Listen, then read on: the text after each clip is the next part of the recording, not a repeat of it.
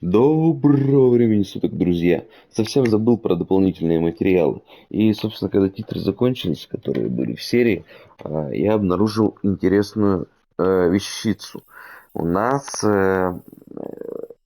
нам показывают сетку по как раз последней миссии. То есть ее не было после основных титров, но после того, как мы нажали продолжить игру и посмотрели еще одни титры, у нас, собственно, появилась еще одна сеточка. И давайте посмотрим. Сначала за Маркуса, да? Ой, за Конора, за кого мы тут?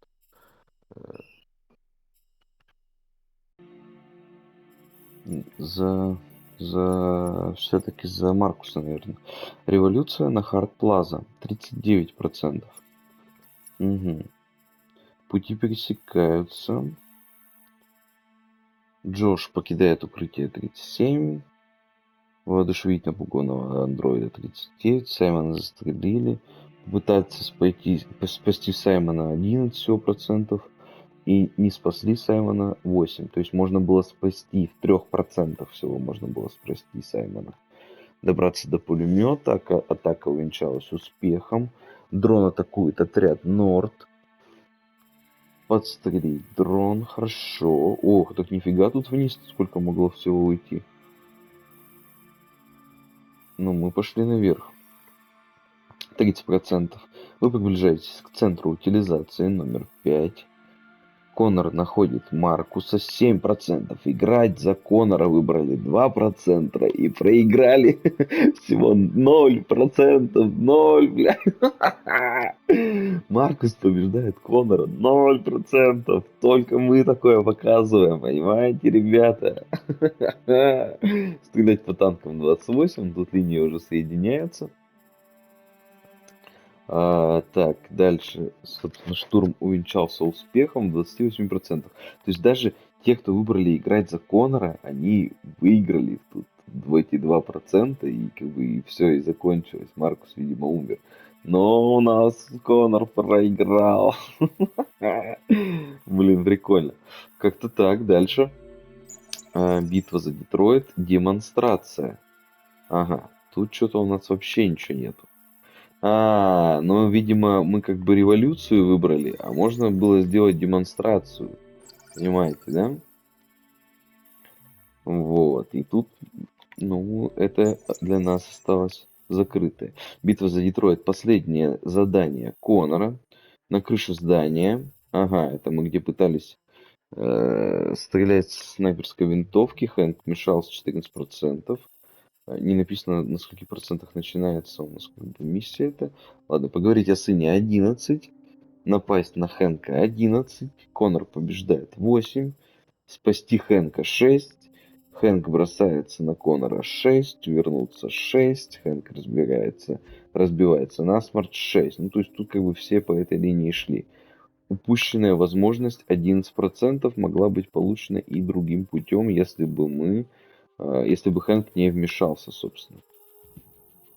И Конор покидает крышу 14%. Проценты довольно маленькие в последнее время. Битва за Детройт. Конор в башне Киберлайф. Тоже как бы упущена у нас эта возможность. Дальше Кэра покидает Детройт. Выпуск Ерихон. Вы видите повешенного андроида 7%. Нашли пистолет 77%. Нашли Джерри 30. Спасли Джерри 17. Схватили камень 64. Джерри сбегают 14. Пункт досмотра попадают 70%. Подходят к пункту досмотра 51. Ну, как бы довольно большое количество. Охранник зовет Кэру. Выбирают не стрелять, всего 13%. Все стволить там начали. Охранник отдает Алисе перчатку. На автовокзале у нас 61% людей. Досмотр проходит 5. Показывают документы 4. И солдаты убивают Кэру и Алису всего в 3%. Ну и что-то мы, естественно, тут пропустили.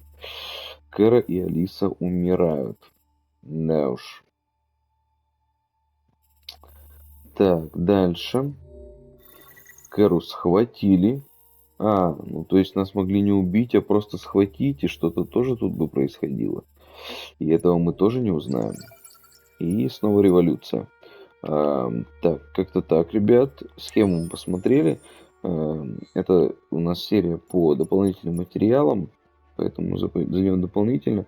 Я, кстати, не успел нажать запись, не стал там записывать середины диалога.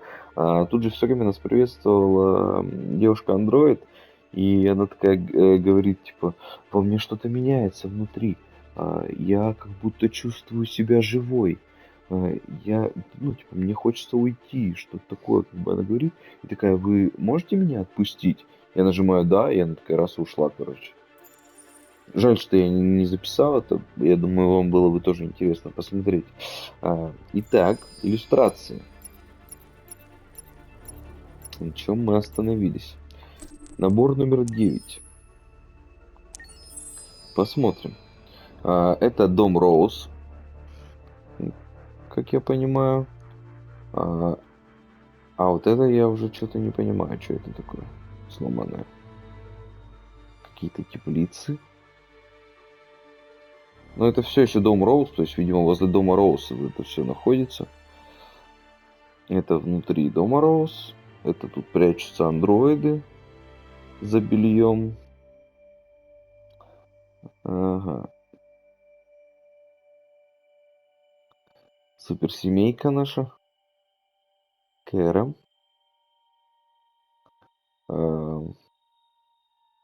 Это мы вылазим из люка за Маркуса, чтобы натворить делов. Как вы помните, да? Магазин Киберлайф, в котором мы врезались на машине. Вот, пожалуйста.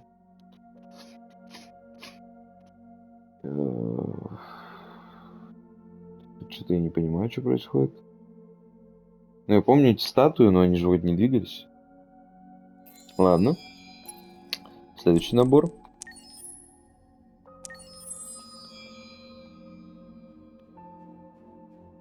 Я могу скрыть интерфейс. Вот так прикольнее, да? Можно скриншоты делать. Маркус. Это типа... Ну, я не помню, что конкретно тут происходило. Помню, что к нему пришла Норд. Он встал на краю. Так, это у нас...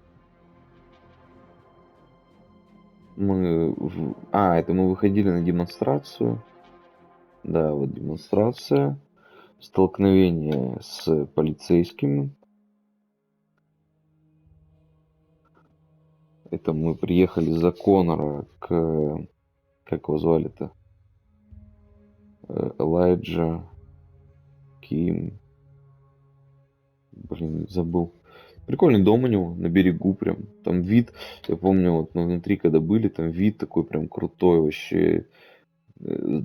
Что-то с комнаты с бассейном, что ли, там мы смотрели.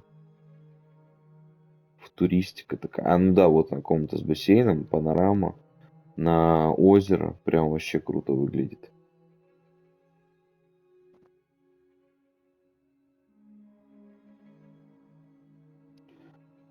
Застрелили дамочку вот этому. Это я не помню, кто такой. Вот он. Блин, как же его звали-то? Элайджа. Блин, не помню. Ладно. Конор в саду. Кстати, я не помню, говорил, нет. Он же, получается, вот этот сад, это в его памяти просто. То есть это виртуальное место, в котором он разговаривает с какой-то Амандой, которая, я думал, что человек, но так как она в его разуме, наверное, все-таки не человек она. Ну, не знаю.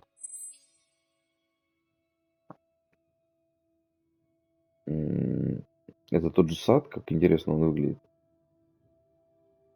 Так, это... это... Все, я понял. Это мы где мы выясняли, где находится Иерихон. Все, последняя фотка. Так, дальше.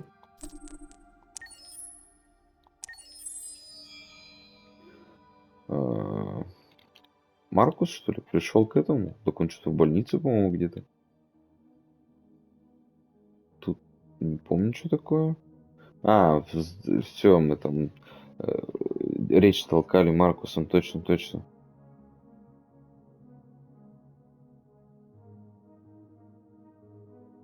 Так. Тут уже облава на Иерихон идет у нас. Товарищами ФБРовцами. Всех расстреливают, всех, короче, пытаются уничтожить. Так. Дальше. Ну и последний набор, слушайте, остается. Киберлайф. Не помню, что это такое. Я думаю, это что-то упущенное. Я думаю, мы могли попасть в эту башню, но не попали.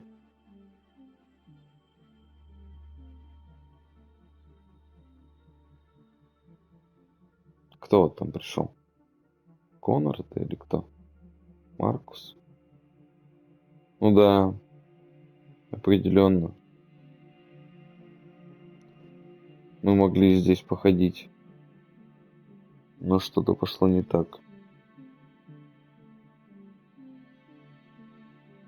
Мы попали вот сюда, по-моему.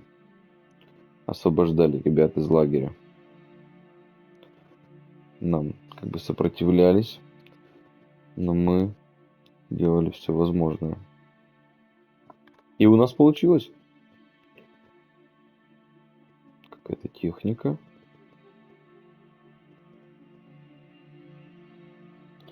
Magnetic Chamber.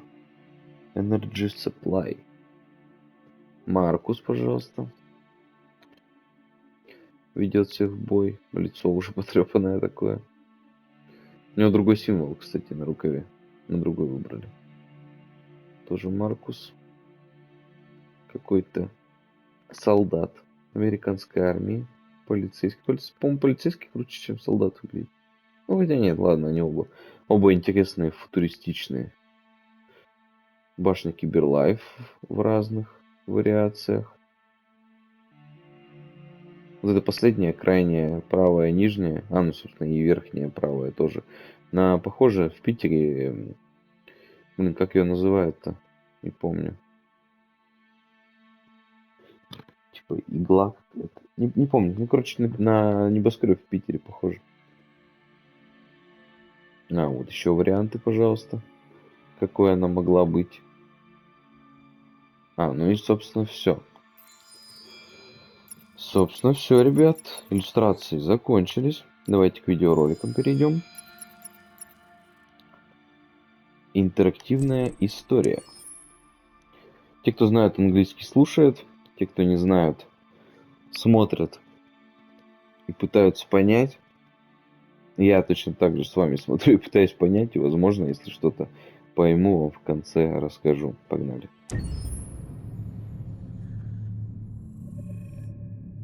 Game after game, we try to challenge ourselves. For Detroit, we wanted to, first of all, to write a story that would be incredibly bending, which means the most non-linear story that we've ever created. And we wanted really the player to have the possibility to change the story, change his own journey. When you're writing at Quantic, you're writing for an interactive medium. When you're working in television, you'll put a character in a difficult situation, and you as a writing team will argue about what would that character do.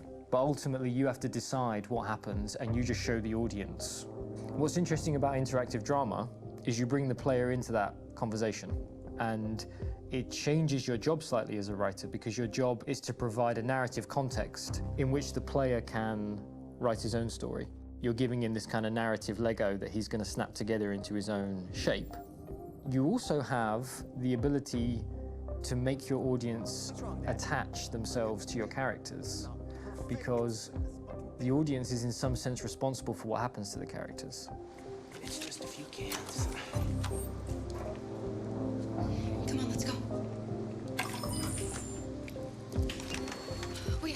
much now? You used me to steal that money.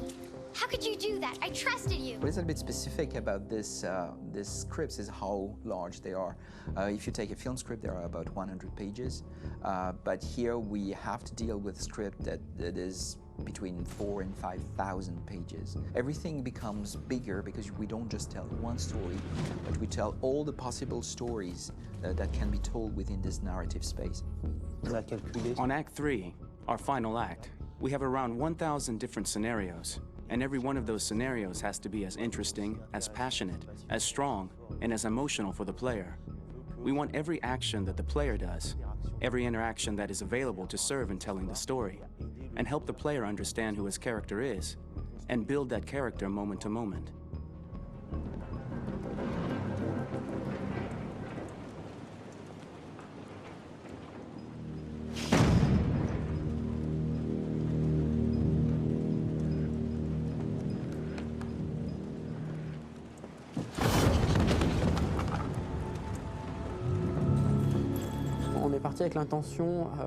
We started with the intention pretty early on that we would never lie to the player. So we implemented a visible tree structure in the game that players can consult during a scene or at the end of it, which shows exactly what they did and what they missed. There are games out there offering world exploration. We offer narrative exploration. You know, keeping control of such a wide and large story is a huge challenge. So same thing when you shoot with actors, because you will need to shoot many different versions of each dialogue, of each scene. For actors, it's a huge, huge challenge. Because of the style of the game, you have so many different ways that the character can go. Every decision, it's what I call kind of choose your own adventure. Like every decision that the player makes, it's going to open up 40 more pages of material and experience that ties in, which means as a performer, you have to try to continue to make things feel real that the player might not ever see, but also that in performance, it's not always connected to a previous act. It's grueling, it's hard work, but it's a great team, and I enjoy doing it.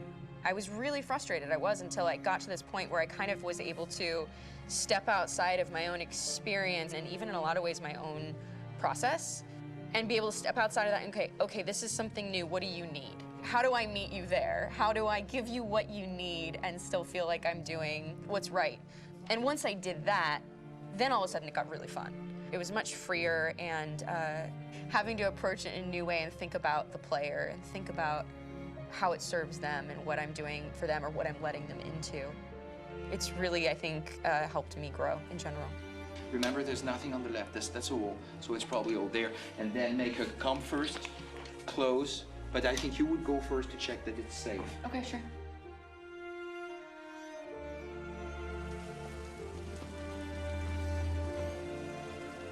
The most enjoyable thing about working in performance capture on this kind of project is that if I shot a film, I would get to do one of these endings. I get to do so many different things as Connor. Your head goes all over the place because you're trying to keep track of basically 4 different storylines for each different response. What's the name of my dog? Buddy? Scout. I think it's Jack. I can't remember.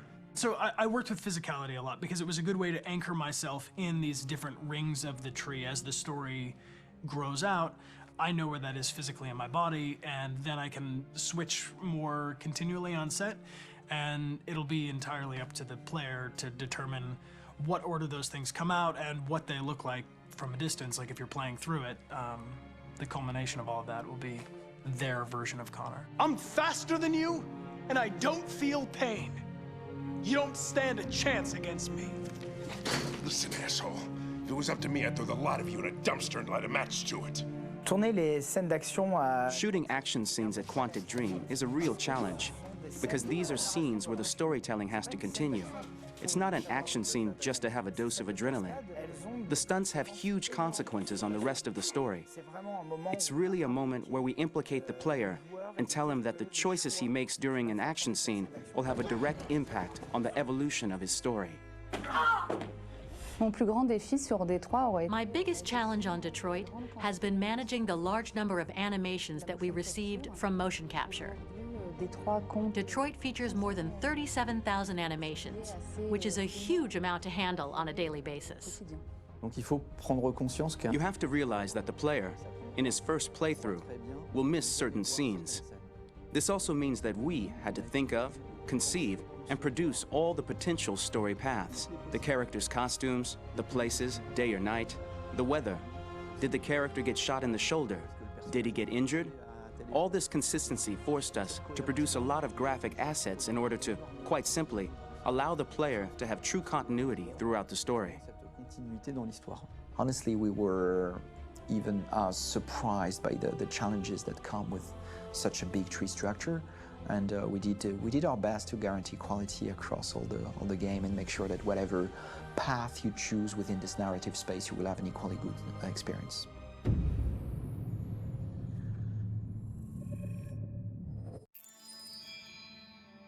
Как-то так, они там еще переводят с какого-то другого языка на английский еще.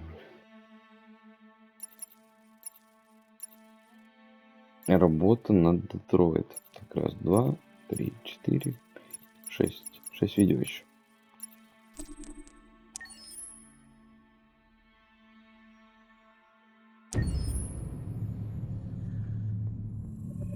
Detroit Become Human was produced over a period of 4 years. Here in Paris, we have a team of about 180 people. And to that, we need to add also all the outsourcing with our partners in the Philippines, in China, Vietnam, and in India.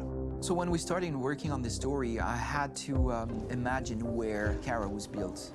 And for whatever reason, the city of Detroit came very quickly to my mind because it had already an incredible story by itself full of history and themes. So we traveled there with the team and we were really moved by what we saw, and we could really feel the desire to fight and really be born again. And we just continued this curve, this growth, and just imagine what Detroit would be like if the android industry was, using these huge factories to build androids there. A very strong element in Detroit is that there's a lot of industrial wasteland and a lot of nature too, and for us, the graphic designers, it was an incredible playground. The destroyed zones which we wanted to preserve, we appropriated them to turn into something else. Then in the areas that needed to be rebuilt, we were able to imagine our Detroit of the future. We didn't want to make a science fiction universe, but a world of anticipation. If we chose science fiction, we could have imagined flying cars, extraterrestrials, but those things are very far from our current everyday life. Anticipation is more about gleaning from our contemporary reality, the one we know, because Detroit is set in 2038, and 2038 is tomorrow.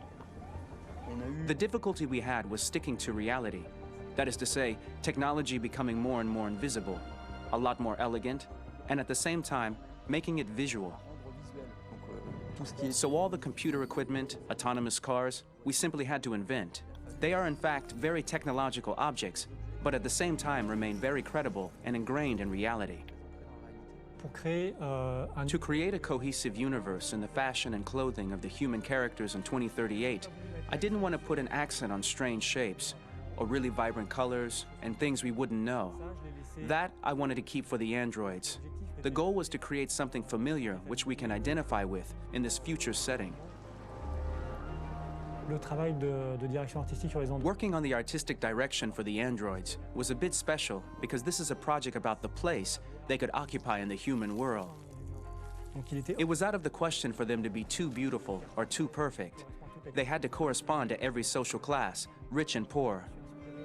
Inspired by everyday utilitarian clothes, I brought a modern touch by adding dynamic display surfaces, the armband we can see on the side, the triangle on the front and back, an LED.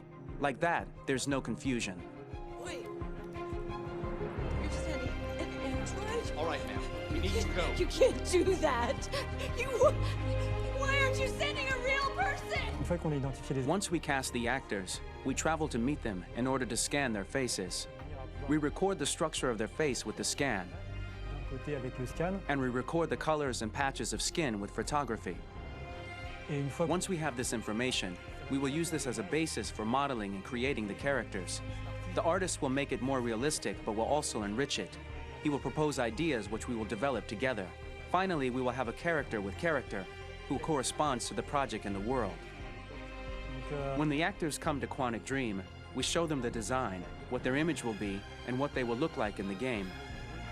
This extra information gives them another dimension and color to connect with emotionally. It helps them think about how to play their character.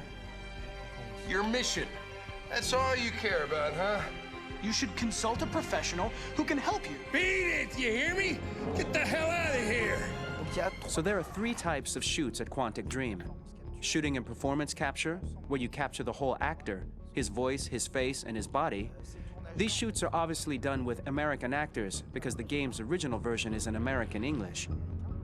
After that, there are the body-only shoots, representing around 250 days of filming, while the performance capture is 100 days of filming.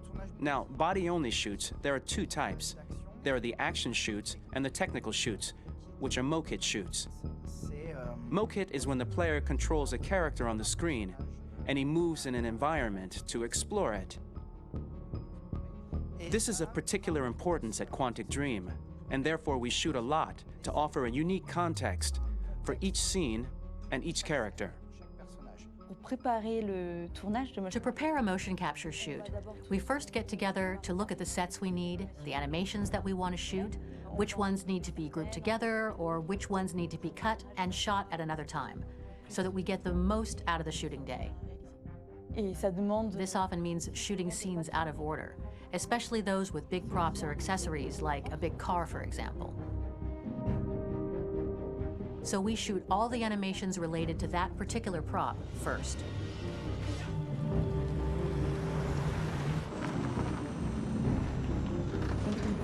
The biggest challenge for the mocap team was shooting a Spider-Man mokit. We had to build a wall and attach an actor to a harness with cables so we could pull him up and render him climbing.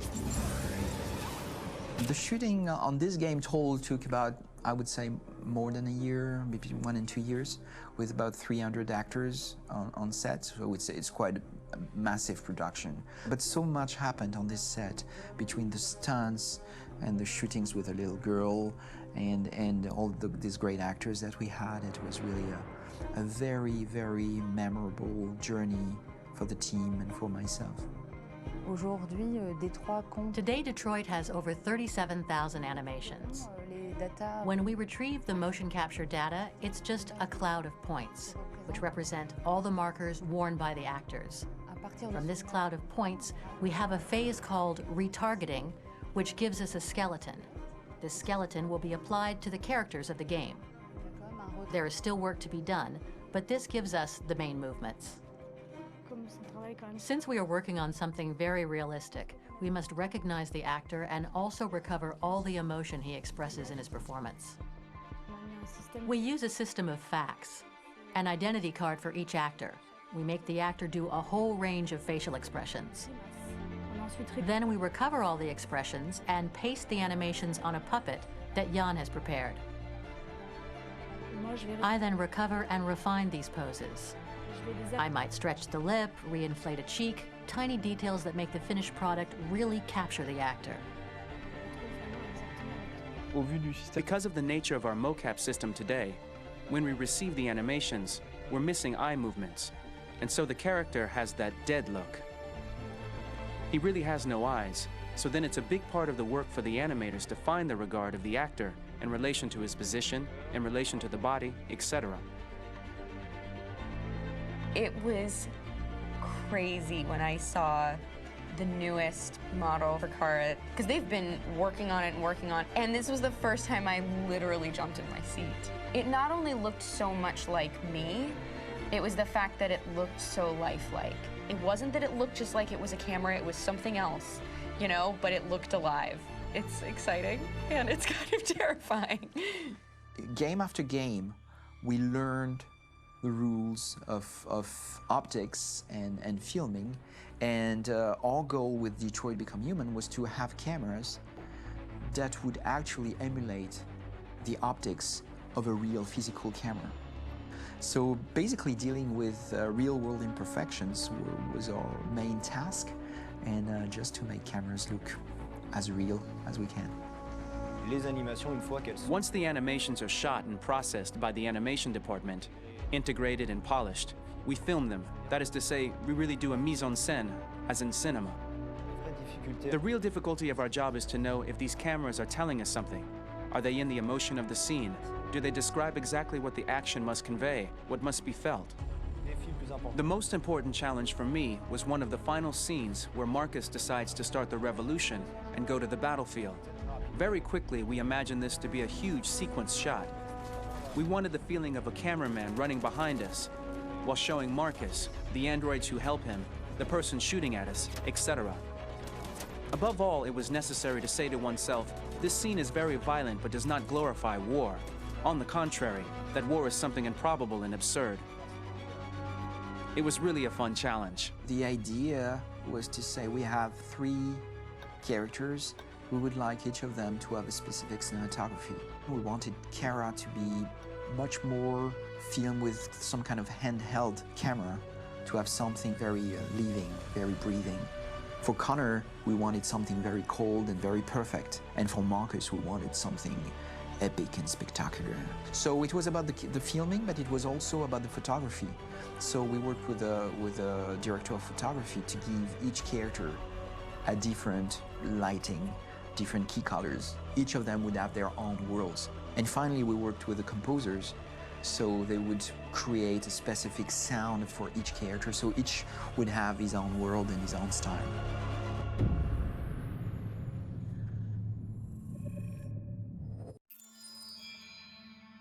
Так, ну, огромнейшее количество работы проделано, понятно это все. Тут сейчас про музыку, видимо, что-то будет, которая используется в Детройте. Короткометражка Хлоя, Лютер, Златка, Камский. Слушайте, последняя будет, по-моему, поинтереснее. То есть вот сейчас такая еще видос про технический момент. For the soundtrack of the game, we tried to be very close to what is done in film. We were constantly asking at each place in the game, why are we putting music here? What is it going to say? So we focused the music on bringing emotion, which is interactive and supports the character's arc. I'm sorry, honey. I'm sorry. I'm sorry. You know I love you, don't you? You know I love you. We make games that are very narrative. We're really into interactive drama, so the soundtrack also had to go in that direction, supporting the 3 characters' very different stories. We really wanted 3 colors, 3 musical sound identities, and from there, having 3 composers made sense, since the story of Kara, Marcus, and Connor are all completely different.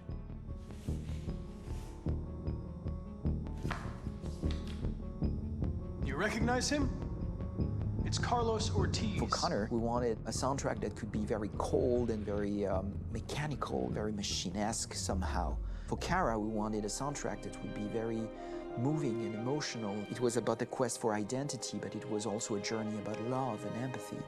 And for Marcus, we wanted something epic, something that would really represent the grand aspect of his quest. And we were very fortunate to find 3 incredibly talented composers, and working with them has been a dream, honestly.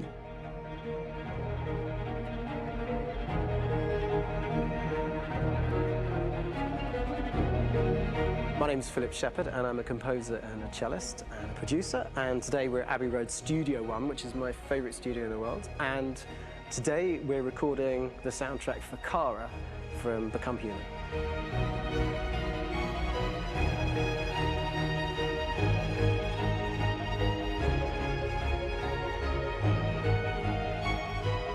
So when I compose a big project, I often travel just to kind of get out, and get some fresh air and some inspiration.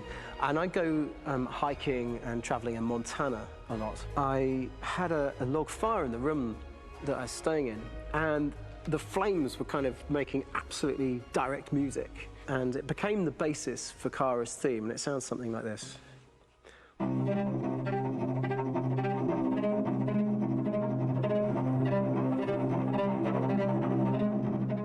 Now, over the top of that, I found a little theme that just seemed to fit over the top, which is taking Kara's name, Kara, and just using like a 2-syllable motif, and it sounds like this. We're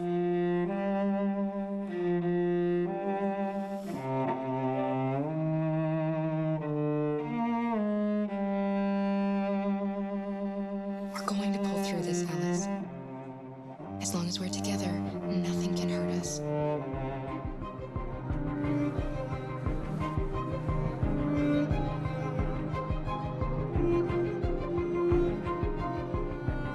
And all the time that's fitting over.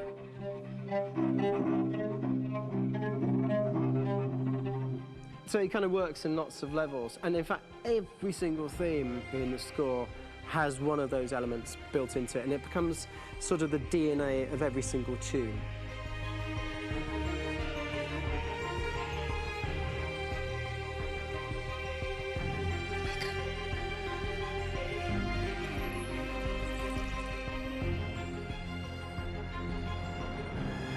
For me, writing this theme for Kara, I actually had to tap into what it feels like to be a father to daughters. I really had to tap into everything I feel about my daughters and thinking, well, if I had to write music for them and that sense of trying to protect them but also give them the freedom, that's totally where it came from.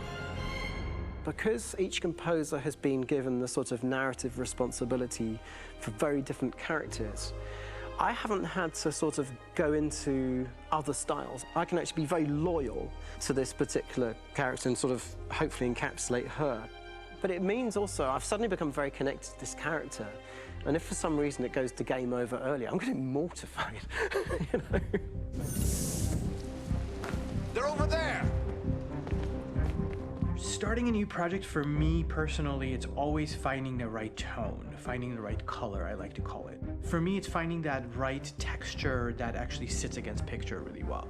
One of the biggest things is I created custom instruments for Connor.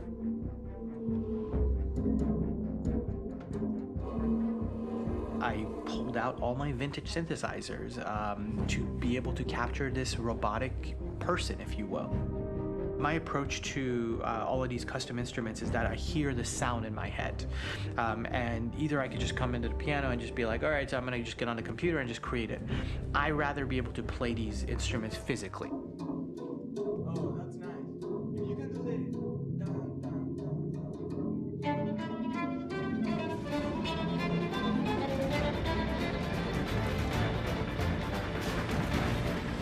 As soon as you see Connor the first time, there is a really interesting thematic idea that you hear, and that's just made out of a Moog synthesizer, but completely manipulated in multiple ways. And it's robotic. It has a little bit of an emotional to it. He's on his mission, so you feel that as well. So it just kind of gives you that cold, motionless, with a mission in hand that you kind of feel throughout the whole thing.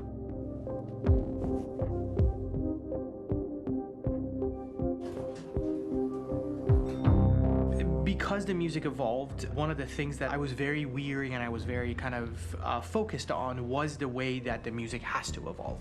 So my idea behind it was that Connor is a singular android that could at any point become a deviant or could actually stay as an android. So I created a more or less an Connor theme, and then I was able to just manipulate it in different aspects of it. Is everything okay, Lieutenant? Chris was on patrol last night. He was attacked by a bunch of deviants. I'm a human being writing for a robot, and throughout Connor's journey, he meets someone, he meets a partner. So how do you deal with a robot feeling? And I've met a partner that I'm gonna work with, or all of a sudden he sees a dead body. Does this robot have an imagination? Does this robot have a feeling? And if yes, how do you translate that into non-emotional music? So it basically at any point I was just like, I can't do this, and then I just do it. Property was damaged and fires continue to rage in several major districts across the city.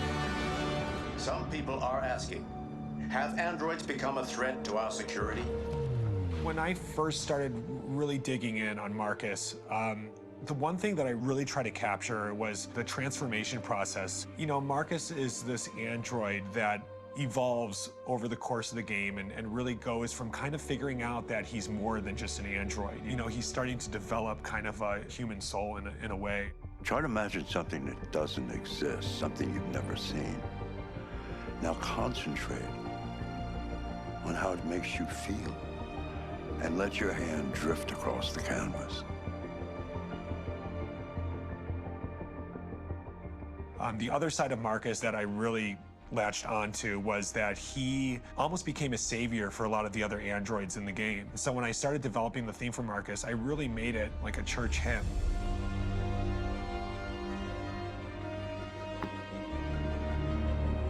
I wanted it to be very simple. I wanted to make it a chordal melody. I really wanted to make it almost like a Bach hymn. The tough thing with that is it had to be recognizable. If I made it too complex from a harmonic standpoint, it would be hard, I think, for people to kind of pick it out and recognize it. It's very acoustic derived, but it's also been treated with a lot of effects and things to kind of put it into the space that I felt the sound should be in. It can be beautiful, it can be haunting, it can be extremely powerful from an action standpoint, and I'm really happy with the way it turned out. The music is there, but it's subliminal and it's emotional, and people are feeling it, and it's not distracting. And that's tricky with a game like this, where you have to have a lot of ins and outs like that, where the music kind of has to get in and out of these moments. This is a war we're fighting with the humans. If we fail, they'll destroy us. I think the game's been put together so well where I just wanted to make sure that I wasn't ruining the emotion.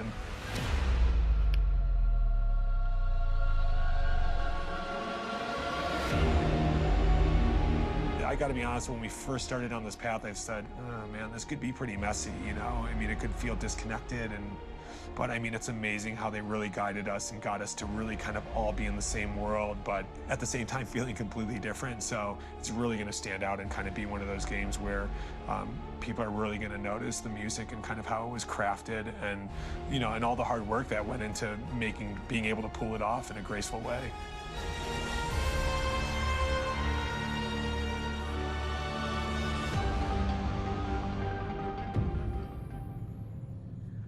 Ну, тут я, кстати, немного понял.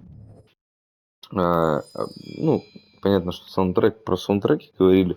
Речь шла о том, что для каждого героя из 3 наших главных героев был, во-первых, отдельный композитор, который писал отдельные стили, то есть были у каждого героя. Если это там Маркус, то это какие-то героические, эпические такие прям мелодии. У Конора там что-то такое механическое, что-то такое холодное, что-то такое, ну, робот, типа там андроид, ну, холод, ну, вот, короче, как-то такая музыка какая-то такая. Прям. И у Кэры, собственно, ну, вот у Кэры я не совсем понял, но такое что-то про движение, что-то про чувство, что-то такое, короче, у нее было. И еще, ребят, я, наверное, разделю на 2 видео все-таки. Они выйдут, скорее всего, подряд, можно сказать. Но просто уже 40 минут, а у нас тут 4 короткометражки впереди. Я думаю, что на 2 выпуска я все-таки разделю. Я с вами прощаюсь, дорогие друзья. Увидимся в следующей серии по дополнительным материалам.